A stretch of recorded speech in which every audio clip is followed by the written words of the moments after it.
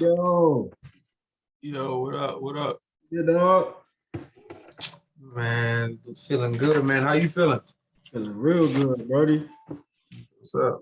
Real What's up? good, man. Everything was smooth with the trip. Yeah, everything's smooth, man. My girl had to get her tonsils taken out, so that kind of pushed us back a little bit, but had to make the best out of it. No, for sure. That's all you can do. Make the best out of every situation. You feel me? Hey, you got to, man, for real. Yeah, Brody. How everything been looking? You was looking at charts while you was gone, or you was just chilling? Yeah, I was intermittently. I made some mistakes, of course, but I'm still profitable at the end of the day. I was up. I had like my biggest day on Okay. the slick, but I didn't take profit. So it ended up switching back and I made some mistakes. But I ended up making it back this week and Okay. I was able to kind of like document along the way what I was doing. Sure, that's what I like to hear. Yeah, so I like this right here, man. It's like, Hey, hey, hey, hey, I'm telling you, bro. yeah, Telling you, bro.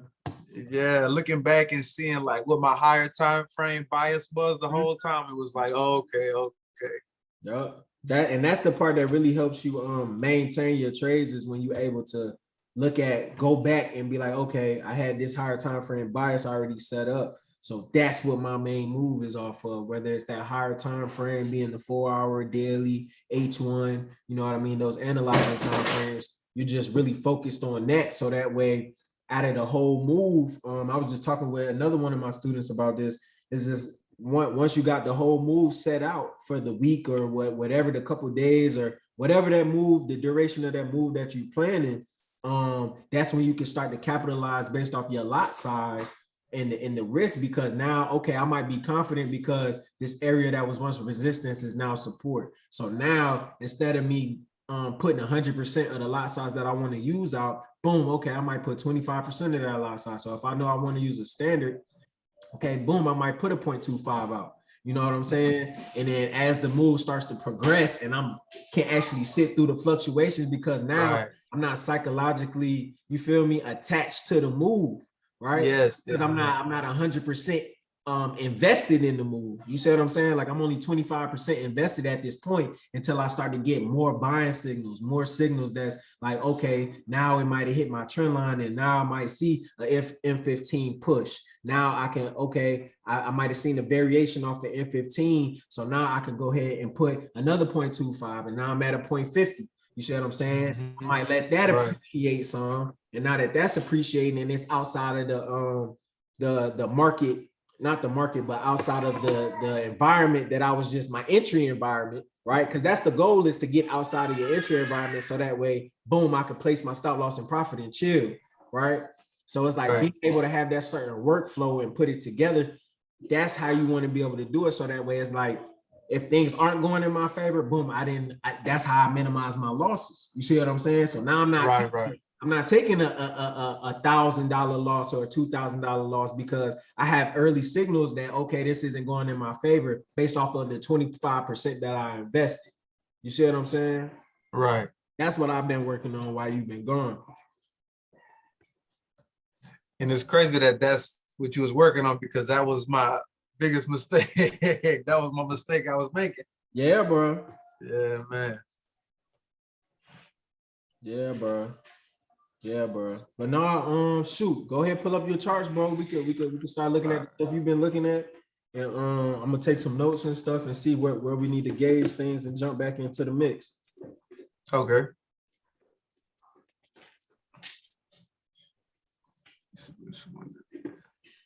Oh, I got too many.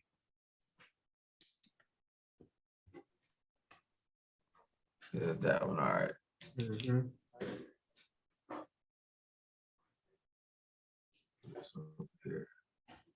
All right. Let's see. I'm gonna go back to UJ. Okay. I took a trade or two on U30 as well. Okay. But this is what I did my back testing on. All right. That's good. All right, let's see. Hey, and I did it how you were saying how to rewind it, and it Mhm. made it a lot more difficult. Like opposed to look at it, the candle's already Mhm. printed. Yeah, it take you through some of that real time fluctuation a little bit. Right. Okay. Let's see. So we can start down here. You want me to do the replay with it or? No. We don't gotta do the replay with it. Oh, okay. You just take me through them. All right, but it don't have my things on here. But start on the daily, Okay. weekly, monthly. I see over here the candles showing a lot of bullish pressure the whole time. Big bull again, bullish engulfing. Yeah, I can't actually see. All I see is the daily stream. I can't see like if you're moving anything or What time frame you see me on right now? daily.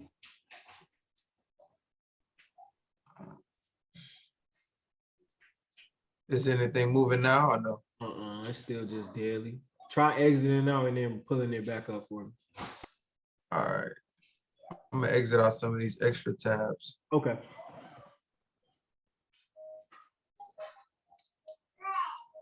And these ones back there too.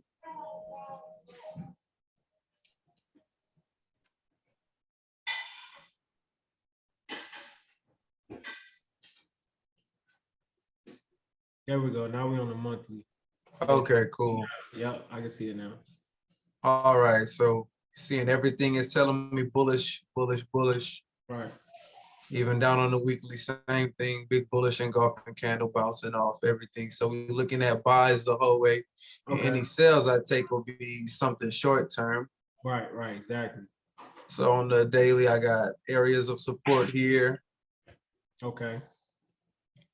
Also here, this is a support level because this candlestick pattern right there. All right. So in this spot, we'll do this transition zone here off the 4 hour. This trend line kind of messed up. All right, so I got my counter trend line here. Nice. And then I got my my breakout right here, and then my bullish candle on the 4 hour. I'm gonna drop down. Okay. That's the zone I'm looking at. Gonna drop down to the 1.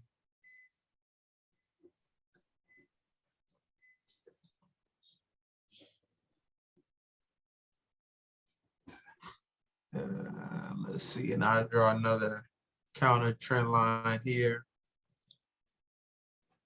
And then this will be my entry candle. Okay. And then I'll take it up to the previous high since it's from the bottom and I can't pull out any fibs on it. Right. But at this whole time, like price was making not higher highs, but price was getting higher and it was holding that. Exactly. It's making higher lows. Yeah, it was making higher lows the whole time. So that's reinforcing that this area is respected. Right. Yep. And that's something that will be able to keep me in the trade. Mm-hmm. And then look into where they had a previous, one of the major previous tested zone that was support here, and it broke through, retested. So taking price back up to that zone, because that is where it was respected at one point in time. Yep. Okay, and then having monitoring everything. See, the 1 hour time frame is a little better because I get the 1 hour and the 30-minute is better because I can get less fluctuation of like the 15. Okay. I notice that whenever I get stuck down too low, I'll get caught up in certain fluctuations. Yep. But seeing the red over blue the whole time will keep my bias the same.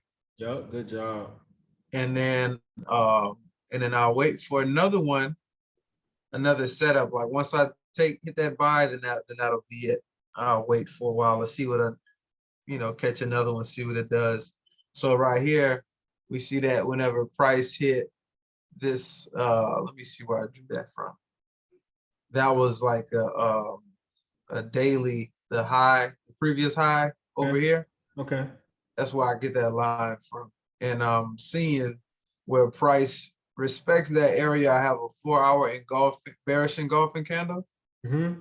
And it's see it's making, this was the high, and then this was the higher low. And then I can draw a, Are you talking about the lower high right there? yeah, the lower high, lower high. Yeah, I'm with you. All right.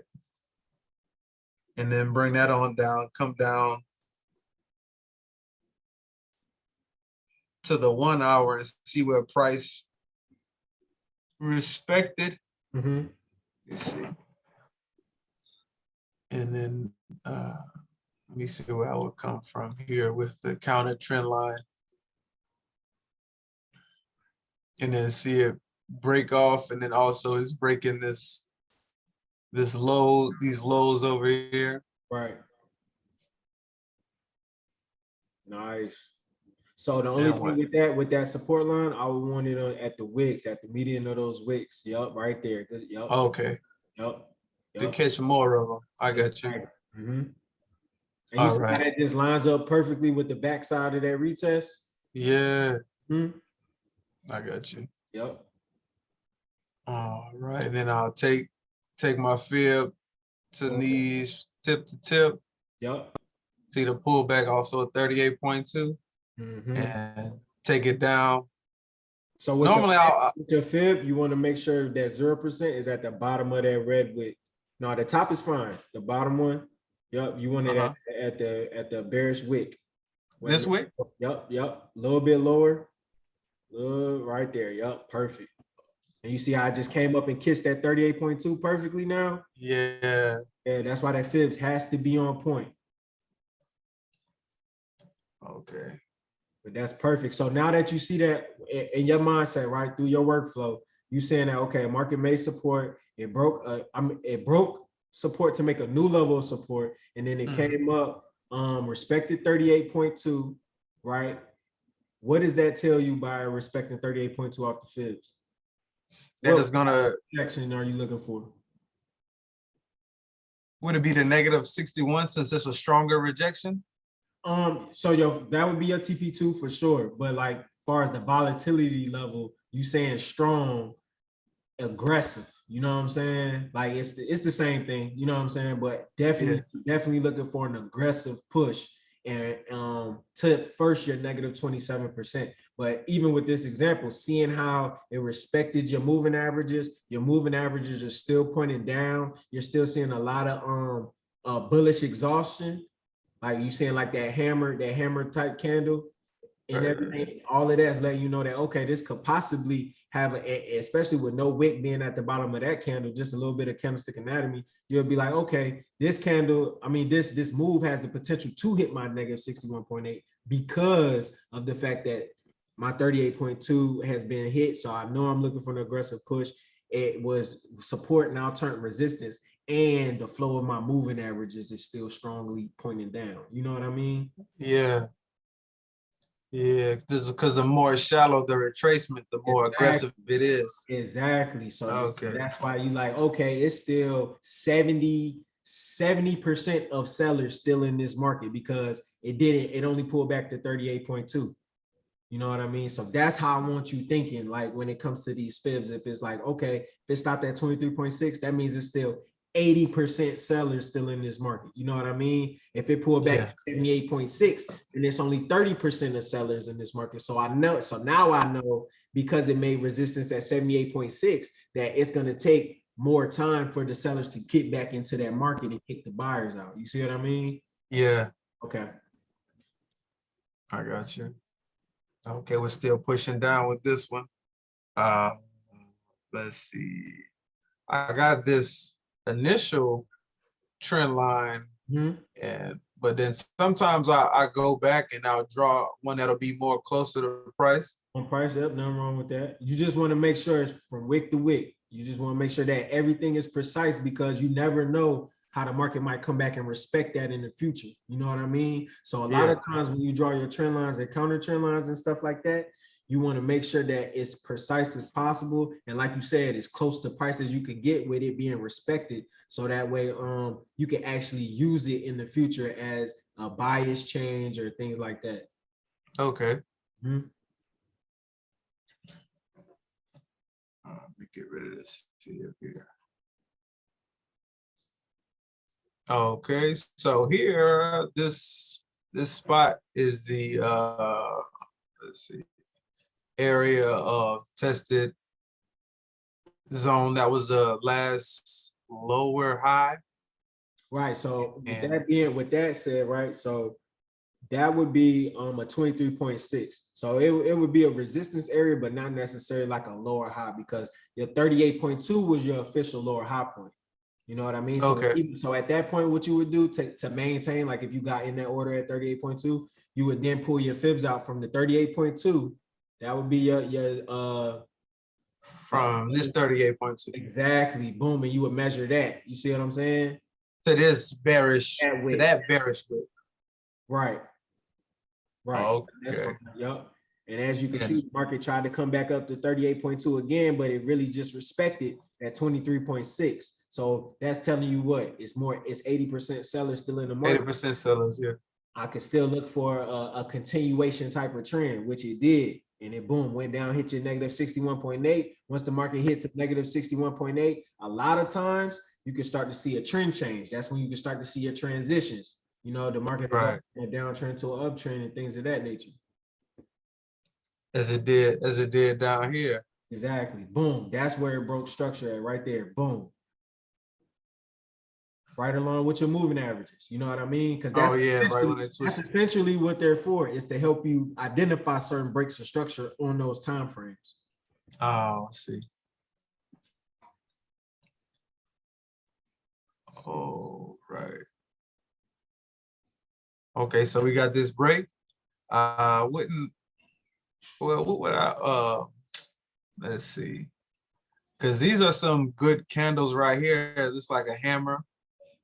So on a breaker structure, you never want to get in like soon as the market break. You know what I mean? We're Because going to wait for a retest. exactly, and the Okay. reason again is because the market could have not fake out, but you know what I mean? Because it was such heavy sellers in the market, it could have came back and retested that previous 23.6. Because the market will do that, especially with UJ. A lot of times it'll make that 23.6 and then it'll continue, hit a negative 27 or a negative 61.8, pull back to that negative 23.6 and make its true lower high point, and then continue the trend for the downtrend sometimes. You see what I'm saying? Because it'll use like an extra point of resistance, right?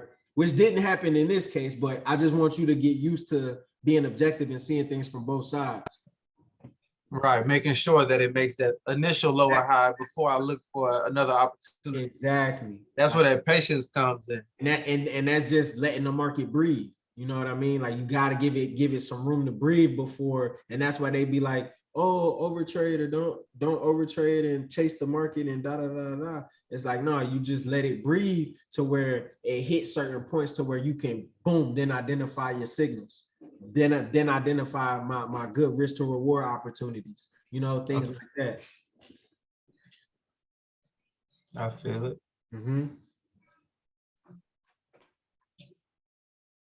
All right, so I'm gonna bounce back out since we're waiting for it to breathe. I'm gonna zoom back out on a higher time frame to kind of see where we are. There you go.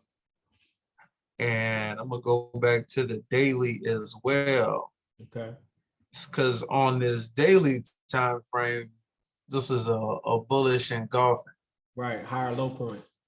Right, a higher low point. So just to remember where we are. So and that's what you got to do, man. Like you got to be zoomed in when you're analyzing time frame. Boom. Okay, boom. Now let me zoom out. Now that things then closed, and I could see what things is happening on this 1 hour, 4 hour. Boom. Let me zoom back out to this daily, see how things are closing here, because that's gonna give me more insight when I'm dealing down on these lower time frames. You see what I mean? Right. It's a constant boom. I'm zooming in, checking, boom, I'm zooming back out, checking. You know what I'm saying? Right. Once you get your flow with that, that's going to help you out a lot, because then it's going to be certain times where you already understand what time frame you need to go on. So if I'm on the daily and I see that, okay, the market made right there, the market left all that seller's exhaustion on that candle. Boom, gave me like a hammer type pattern. So, okay, I understand that already. I got my exhaustion zone. Boom, now I know I can go right to the 1 hour and see if it's some type of support being made, see if it's some higher lows being made in that area.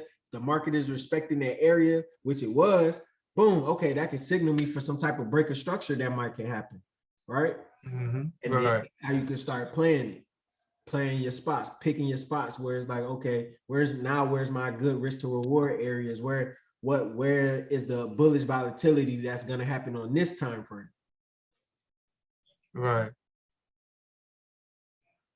Which would be in that gray, like in that gray box, in that gray area, like, yep, like that's where my entries would have been at. You know what I mean? After the market then broke outside my counter trend line, so I can clearly see that momentum shift now. I then shifted from a buyer's market from a seller's market to a buyer's market. And now I see it's respecting the backside of my trend line as well. So I would have marked off that support. You know what I mean? Like, and then from that point, it's all I'm waiting on the lower time frames is bullish volume. That's all I'm looking for, because I now on the higher time frames, I already know what's happening. I see the puzzle getting put together.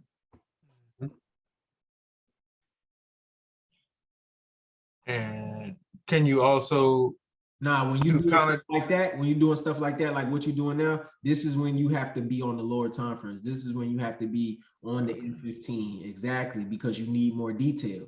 You see what I mean? You was only looking Right. at boxes on H1. N15, you can actually see where's that lower high at, so that way I can have a good place counter trend line for my opportunity to clearly see that shift of momentum from sellers to buyers, which you just did. Like, you could clearly see it on N15, right? Right. Exactly. And this would be the entry candle right here. This That's big it. bullish one. That's it. That's it right there. Because you see at that point, the market is making consistent higher low points. It's coming back above that point that was once resistance, now turned support. You know what I mean? Like, and that's how you take, you know, good entries, good quality entries, because now your stop loss ain't, you know, out the way. Like, it's right underneath that last higher low point, which was a major level of support. Off of the daily time frame too. You see what I'm saying? That's daily support. Yeah. Like, you're not really tripping. Like, you can move it up a little bit more than that, honestly. Like, yep, like right there. Smooth. So not, and then the profit, I mean the TP, that would be based off of the Based off of daily. the main analyzer, yep. And you can use H1 to maintain. Oh, so that would be from this. No, we was to the right some. Oh, you talking about just to get your fibs? Yeah, just to get the fibs off of the daily. That's easy, yep. So it's gonna be from the bullish wick, bullish to bullish on the uptrend. So yep, keep that one and then pull that one down some. Boom, right there. Okay. See what I'm saying? 61.8, but it respected the 50.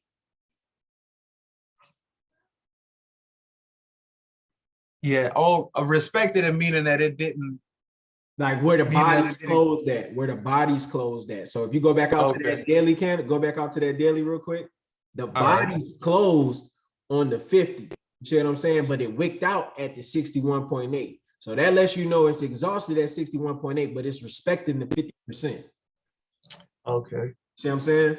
So now I understand that it's both even buyers and sellers in the market. So I have to wait for a little bit more confirmation from the buyers before I get in to make sure, you know, to be on point. Right. That's when we drop down and analyze and wait. Analyze and wait. Yep. Analyze, go down to the 1 hour. Boom. You start to see the push. You start to see the market come back, make support again. And then boom. Once it start making higher lows again, I'm starting to see bullish momentum come in on N15. Boom. I'm entering, man. And you can ride, and that's the move for the week almost. That's the move, there. Man. Like, and if you can maintain, man, you good. You don't need nothing else. Yeah. You know? Constantly making a higher. Yeah, saying that. Especially, and that's confirmed. Doing it like how we was just talking about. 25% of the you know, your comfortable lot size, go ahead, throw that out. You know, boom, start to see a little profit. You see about 20, 30 pips. Okay, that didn't gain some equity. Boom. Now I could throw another 0.25 out. Boom, let that gain some equity. You know what I mean? If I'm liking how things is going, boom, I could keep holding. If not, boom, I could go ahead, close out, and then still have my main analysis just execute at a different part in the chart. You see what I'm saying? Yeah, keeping that same bullish. Yeah, Yep, keeping that same bullish moment bias, but just operating on a different part of the trend, you know? yeah, Because it'll get to them points where you 80 pips up, and then you know what I'm saying, like it'll have that pullback, you know, that's deeper than 38.2, or I'll have that 4-hour pullback, and it's like you don't want to sit through that for 4 hours. No, go ahead, close the profit that you done made, secure your profit, protect your capital. yeah. Boom, wait on the market to get them sellers back out again. Wait till the market's making higher lows, and then boom, I still got the same bias. I still got the same negative 27, negative 61.8. All I'm doing is trying to capitalize on when the momentum's in my favor versus me sitting through a bunch of bullshit and having to play like a guessing game. You know what I mean? Right, right. That's the part that's where I messed up.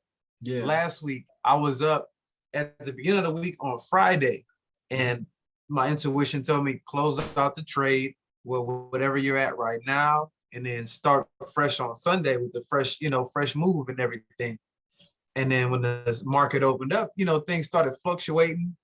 I tried to start adding positions in the wrong places, and price fluctuated and went against me.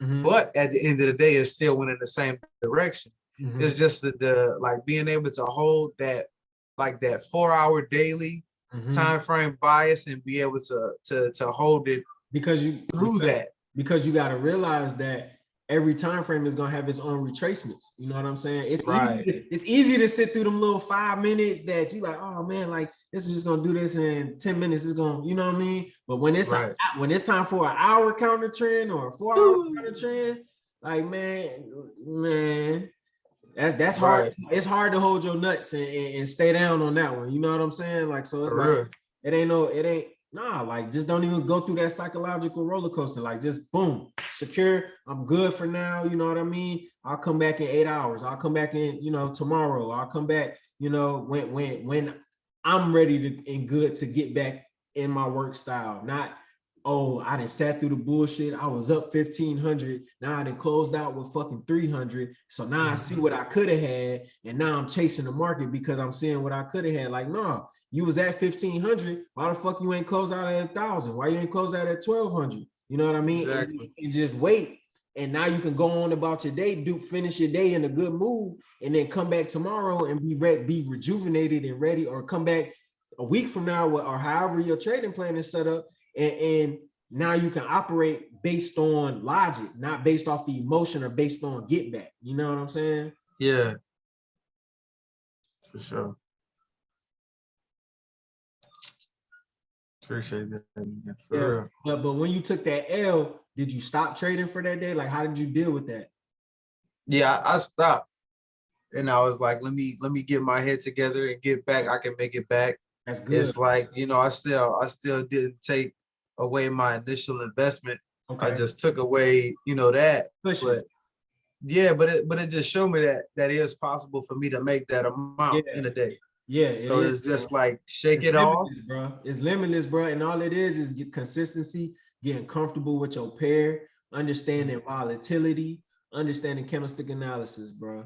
When you could do all that, bro, and put it together and be able to, like I told you, operate on the lower time frames and the higher time frames simultaneously, like, man, like that's how you get to being able to swing shit and see the opportunities to swing shit. You know what I mean? Because a lot of people don't even see the opportunities and things like that. They either, scalping because that's all they know, or they doing it because they don't really understand and they're emotionally attached. You know what I mean? Versus being able to be a scalper, turn yourself from a scalper into intraday if the move allows you, and then being able to turn that move from intraday to a swing if the market allows it, Yeah.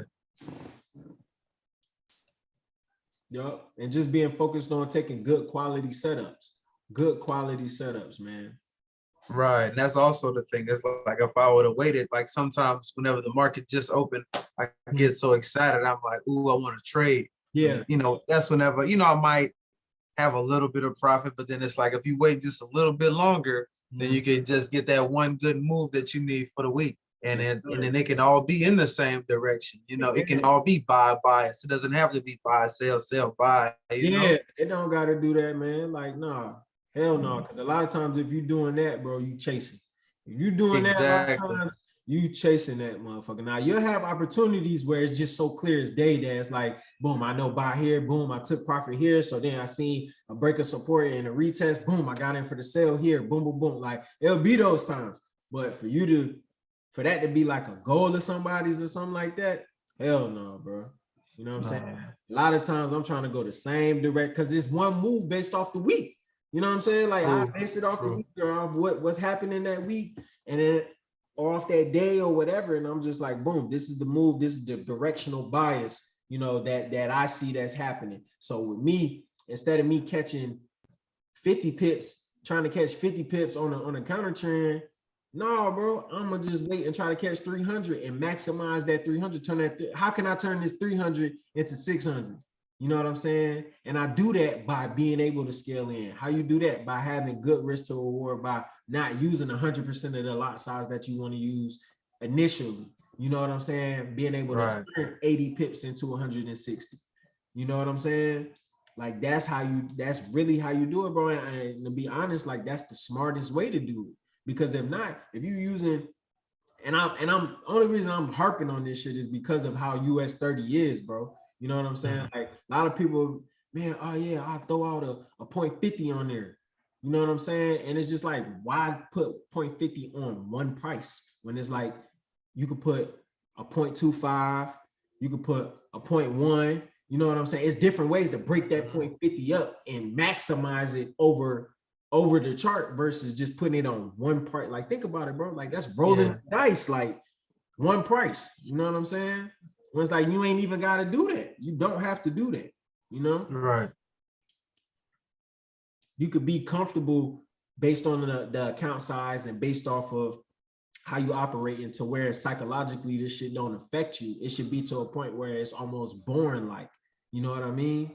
Like, Yeah, I heard that. I heard that a few feel times. me? Like, yeah, that's how it should be on mechanic, like machine, like that's how you have to operate with this based off of signals, based off of your workflow and what you see. It's like, man, like that I'm in, you know what I'm saying? I'm in. And like you said, I know I'm taking it to this next resistance because it was this, it was here, you know, boom, boom, boom, you got your reasons, and that's what you stick to, that's what you hold on to, that's what you write on your higher time frame bias to keep you in the long term, you know what I mean? And then off your lower time frame bias being your M15, your M30, it's like, okay, this is why I'm maintaining. This is why I'm staying in this trade. This is why, you know, you building your study, you building your case.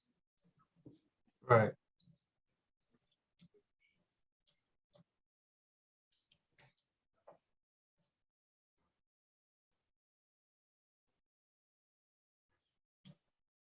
Yeah, Brody. But that's good homework, man. Those good setups. That's good. I like, you know, I like the transitional stuff. Show me some stuff you was back testing on US 30.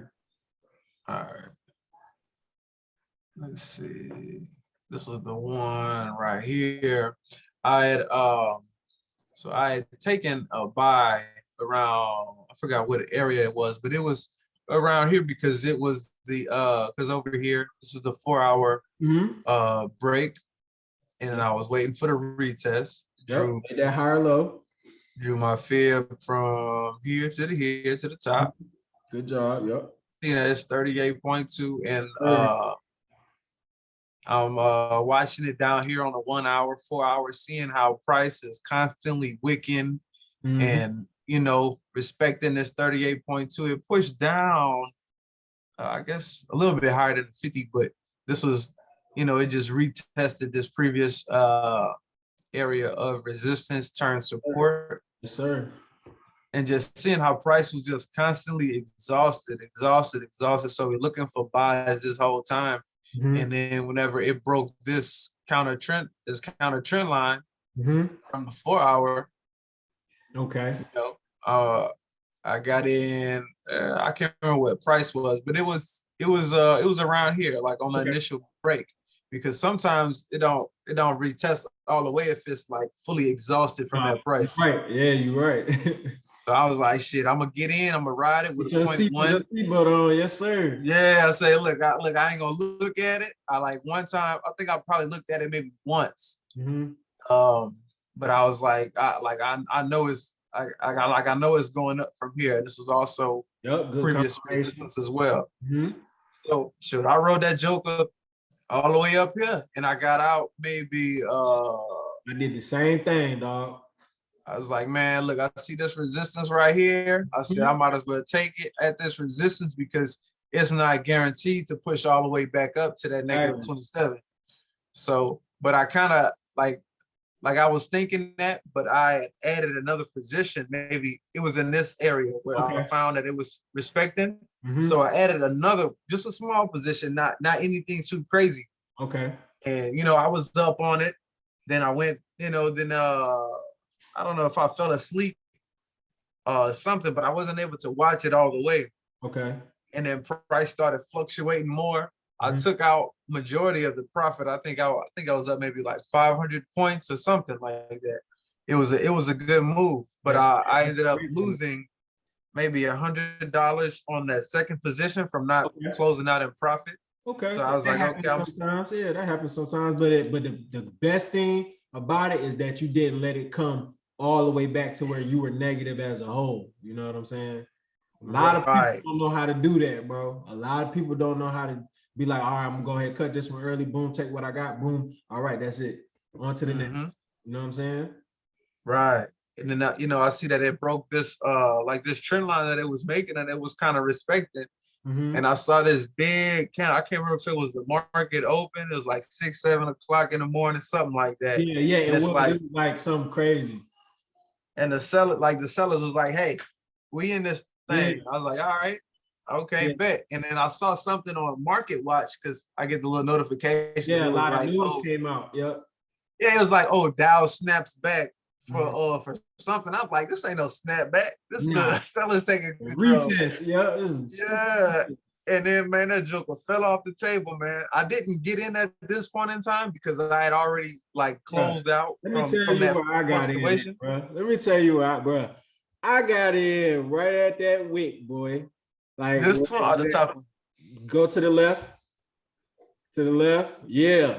I was in go down some. Yeah, I was like up in there, bro. And I got in on the sale, but I was expecting that to be the push. Like I thought that was gonna be the push. That's why I made the 400 at the day. And I was expecting that to be the push, but then I started seeing it pull back, and I was like, man, I'm gonna go ahead chill, man. I'm having a good day. I'm gonna go ahead chill. I don't feel like sitting through no fluctuation.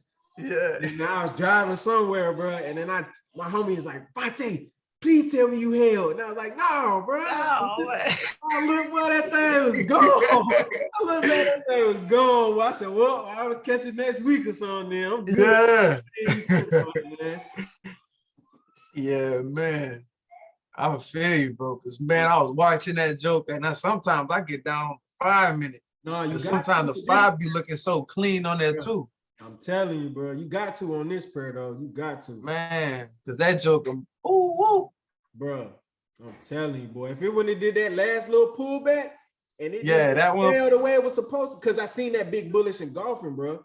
Right there to the left. Yup, I seen that. I'm taking profit, gang. Yeah. Man, but man, that's tight. We was looking at the same thing though. Yeah, man. Yeah, bro. Cause I be, that's the only pair I trade. So that's all I be on, man. I always know what's going on. Always fix, man. But no, bro. Like I like it, bro. I like it, bro. I like where you at coming back from vacation. I like your mindset. I like the workflow that you're going through. I love the way that you're using your trend lines and using your counter trend lines to gauge the momentum. You wait until you see enough volatility. I love the way that you're using your moving averages and the relationship with your moving averages to decide if you're going to continue to maintain the trades or not and things like that, man. Like, honestly, all I'm going to say is keep rocking out, bro. Like, keep doing what you're doing for right now. I do want you to implement the things that we talked about as far as like the lot size and stuff like that. I want you to start implementing that so that way you can start scaling more and start holding trades more. And Other than that, bro, I just want to I want to see you keep working out. I want to see you keep working out on UJ, keep working out on US 30, you know, like playing with her until you start feeling comfortable and stuff. And then we're gonna be good. You know what I'm saying? All right, We're bet. gonna be good. And then we're gonna lock back in Sunday, all right? All right. All right. Sunday, same time? Same time, gang. You know how I'm rocking, man. All right. On Sunday, bro. And we're gonna do a outlook on the week. I'm gonna hop on my charts more a little bit, so show you some more stuff. I just wanted to see where your head was at and everything, but we good, man. I appreciate that, bro. For sure, bro. Bet. So I'm gonna see you Sunday, all right?